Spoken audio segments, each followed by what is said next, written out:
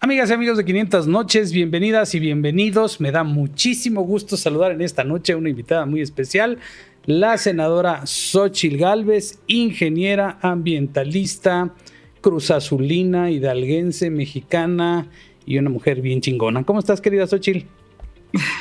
Amado, qué gusto saludarte a ti y a toda tu comunidad que me encantan, que son tan críticos y tan analíticos. No es cualquier comunidad. Muchas gracias, querida Xóchitl. Oye, mira, nosotros nos hemos dado a la tarea de estar muy al pendiente de las cosas que pasan en torno nuestro. Tres cosas que nos preocupan son las reformas constitucionales que vienen o que están propuestas desde el Ejecutivo Federal. Y hoy, coyunturalmente, digamos que este asunto de la reforma energética parece que extendió sus tentáculos por todos lados. Y uno de esos lados es no solo lo que está pasando en México en términos energéticos, sino también cómo llega estos tentáculos de las cuestiones energéticas a tocar a la familia del presidente. Pero bueno, en términos prácticos, lo que te queremos preguntar, tú que eres tan simple, tan práctica para explicar las cosas, es ¿qué de todo esto de la reforma, la iniciativa de reforma eléctrica que ha propuesto el presidente, cuáles son los puntos clave? ¿Cuáles son los mitos? ¿Cuáles son los puntos en donde nos debemos fijar? ¿Y qué cosas podrían suceder en el eventual caso de que se llegara a aprobar una reforma de este nivel? Hemos escuchado que es algo catastrófico para el país, pero ¿por qué? ¿Cómo le podemos explicar eso a la gente de a pie, a la gente de calle? ¿Qué podría pasar con eso? Y te agradezco muchísimo que estés en esta comunidad. Bueno, pues antes que nada, muchas gracias. Voy a tratar de explicar un tema tan complejo técnicamente que los ingenieros entendemos bien, pero que no es tan fácil y sencillo de explicar. Este tema debería de ser un debate no ideológico, debería de ser un debate técnico, debería de ser un debate basado en números, en evidencias, y no en lo que yo pienso y lo que yo creo que va a pasar. Este gobierno nos dijo que iba a reducir la pobreza y aumentó 4 millones. Este gobierno nos dijo que iba a acabar con la inseguridad, que bastaban abrazos y no balazos para que se acabara la violencia, y hoy tenemos un saldo de más de 100,000 personas fallecidas en los primeros 3 años de este gobierno. Este gobierno nos dijo que si les dábamos el seguro popular, si eliminábamos el seguro popular y les aprobábamos el INSABI, íbamos a tener un sistema de salud como el de Dinamarca. ¿Y qué fue lo que pasó? Desabasto de medicamentos, no hay medicamentos para cáncer. O sea, este gobierno ha demostrado ser poco eficiente en la administración. Por más que nos digan, son muy eficientes para distribuir dinero. Yo creo que ahí sí tengo que reconocerles. En ese sentido lo hacen muy bien y creo que es una de las herramientas que un gobierno debería de tener. Pero en el fondo, pues lo que tenemos que hacer es que la gente trabaje, o que tenga trabajo, que tenga manera de ganar ese dinero. Pero no voy a meter ese debate ideológico. Entonces, ¿por qué tendríamos que creerle a este gobierno que si pasa esta reforma energética va a bajar el precio de la electricidad? Nada más porque ellos dicen. Cuando en todo el mundo está demostrado que las empresas del Estado tienden a ser poco eficientes. O sea, y todas las empresas del Estado en México han sido muy ineficientes. O sea, Teléfonos de México hace 25 años antes de privatizarse, o más, 28 años, era dificilísimo conseguir una línea telefónica.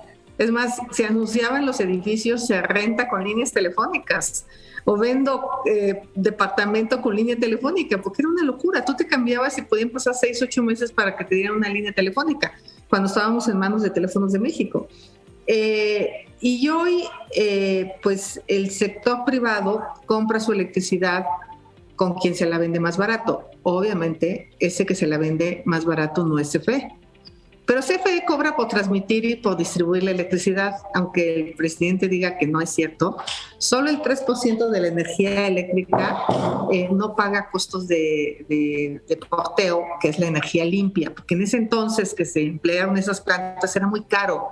Las empresas eólicas eran carísimas, los generadores o las celdas solares eran muy caras para lo poco que generaban. Entonces, salvo la transmisión de las empresas de las energías limpias, todo lo demás paga electricidad. ¿Qué dice el gobierno? Ya nadie va a poder vender electricidad más que la CFE. Todos los van a tener que vender a la CFE y la CFE la va a vender. No es que ahí viene el primer problema político. ¿Qué pasa si a mí me cae gorda FEMSA? Porque pienso que su dueño es un neoliberal y no le vendo electricidad a FEMSA. ¿O qué pasa si Maru Campos me cae mal en Chihuahua y yo decido ponerle una tarifa a Chihuahua mucho más cara? Porque vas a tener un monopolio. Y vas a tener un gobierno que tiene mucho autoritarismo. Hoy lo estamos mirando, no estoy contando nada nuevo. Entonces es muy peligroso que a ti solo te pueda vender electricidad del gobierno. ¿Y por qué, si tú puedes conseguir energía barata y además limpia, por qué te niegan a comprarla? Es más, dicen que los Oxxos pagan $1.70 y nosotros $5. Pues nuestra meta sería que todos pagáramos 1.70, ¿no? O sea, más que todos $5. El megawatt o el kilowatt. Y no es cierto, el mexicano promedio paga $0.90 el kilowatt porque hay una tarifa subsidiada. Entonces aquí el problema es, ¿queremos un monopolio? ¿Queremos una CFE con un sindicato poderosísimo que tiene un montón de prestaciones, con políticos como Manuel Bartlett al frente? ¿Queremos que el país sea un monopolio cuando en todo el mundo está demostrado que los monopolios no funcionan? Entonces, ¿qué es lo que hace hoy la Constitución? Hoy lo que hace la Constitución es, dice, a ver, CFE, tú vas a ir a comprar electricidad al más barato. Vas a hacer una subasta y que se peleen las empresas. Y México estableció récords mundiales para energía que eran más o menos $20, $18 el megawatt. Y fue récord. ¿Por qué? Porque México tiene muchísima energía solar. Entonces, la opción de México con tanta energía solar, con tanto sol, pues justamente es aprovechar ese sol como combustible. México puede ser una potencia mundial en energía solar. Entonces, la ley hoy dice tienes que despachar la energía más barata. Tienes que comprar la energía más barata. Y empezaba a funcionar el mercado eléctrico mayorista, empezaron a llegar varias empresas, empezaron a generar proyectos de energía eólica y solar. Hoy, pues con esta reforma, lo que pasaría es que se cancelarían todos estos contratos, todos. Pero estamos hablando de un mero capricho presidencial, estamos hablando de un interés oscuro. ¿Hacia dónde va, pues? O sea, ¿y cuáles son, digamos, las mentiras clave de esto? Porque, por ejemplo, hay mucha gente que está preocupada por si pone o no paneles solares, si se va a permitir eso o no. Y la otra que me interesa mucho que me digas es qué probabilidades tiene esta reforma efectivamente de pasar después de las presiones que hemos visto del gobierno y las empresas de Estados Unidos y de obviamente que no tienen la mayoría calificada en el Congreso para pasar estas reformas. Bueno, de las grandes mentiras es que dicen que los paneles solares no se cancelan, pero como está redactada, dice, nadie podrá generar energía más que la CFE, vender. O sea, la única que te puede suministrar energía es la CFE. Entonces, tu contrato que tienes de tu panel solar, pues hoy no necesitas permiso porque generas muy poquito y es para tu consumo. Con esta reforma, en automático, tú estarías cometiendo un delito, porque dice claramente que el único que puede generar es el Estado. Ya dijo Racionale que no es cierto. Bueno, pues entonces alguien redactó mal esa reforma, porque en la reforma dice claramente que el único que puede generar electricidad, o si tú generas, se la tienes que vender a la CFE. Y la otra, yo no veo que pueda pasar, pero yo quiero, no tiene los votos Morena, pero porque el corazón de la reforma pues es impensable. Y para mí, ¿cuál es el corazón de la reforma?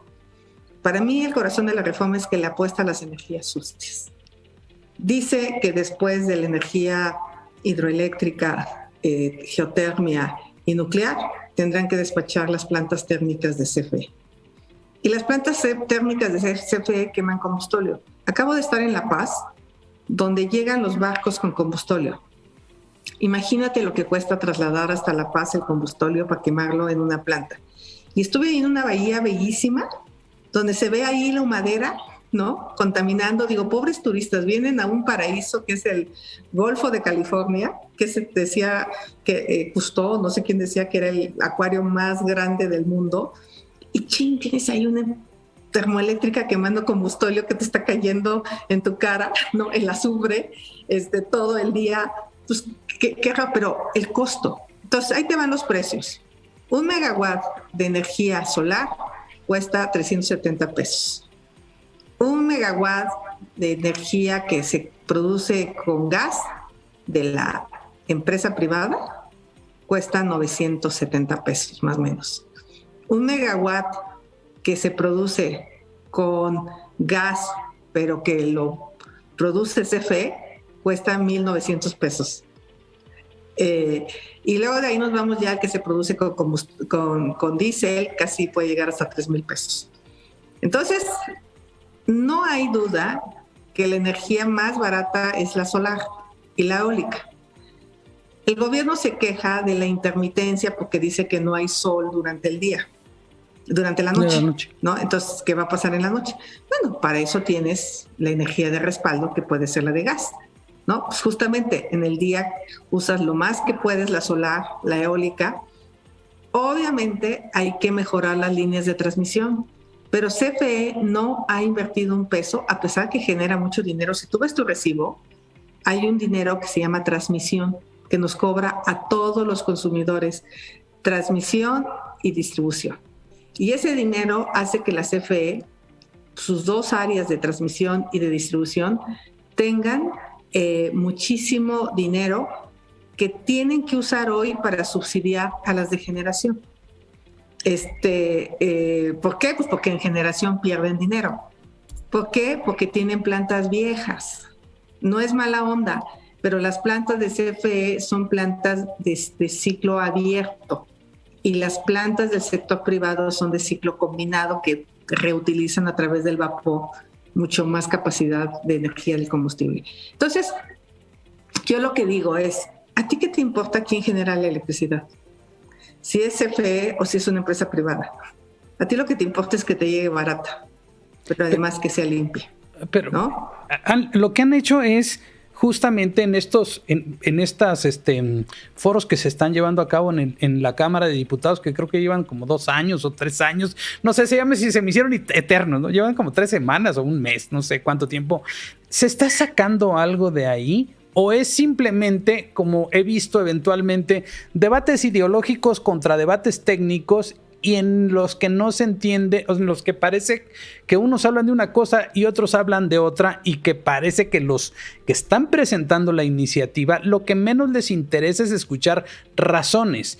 Y estamos colgados desde del asunto de la soberanía energética, que pues tampoco es un asunto de que vayamos a perder algo, ¿sí? Si hay inversión extranjera o inversión privada. ¿En qué van a terminar estos foros y en qué va a terminar este debate? Y sobre todo, una cosa que me interesaría preguntarte es, ¿por qué se le está dando tanta importancia a este debate si eventualmente va a llegar un escenario en el que no va a pasar esta reforma? A ver, yo te voy a hacer una pregunta ahorita que está el tema de Ucrania. Sí. El costo de la electricidad se ha ido por los cielos en Europa por la dependencia de gas de Ucrania. Por eso los países europeos están trabajando tremendamente en energías renovables. Por eso Alemania está trabajando en no depender del gas, porque Europa depende del gas de Rusia, y con este tema de Ucrania, pues hay muchos problemas económicos. México depende del gas de Estados Unidos. Si se vuelve a congelar Texas, pues nos volvemos a quedar sin electricidad y pasa lo que pasó con el apagón. ¿Qué mejor soberanía energética habría en el país que no depender de los combustibles fósiles? De las energías limpias. Del viento y del sol. O sea, no hay mayor autonomía energética que esa.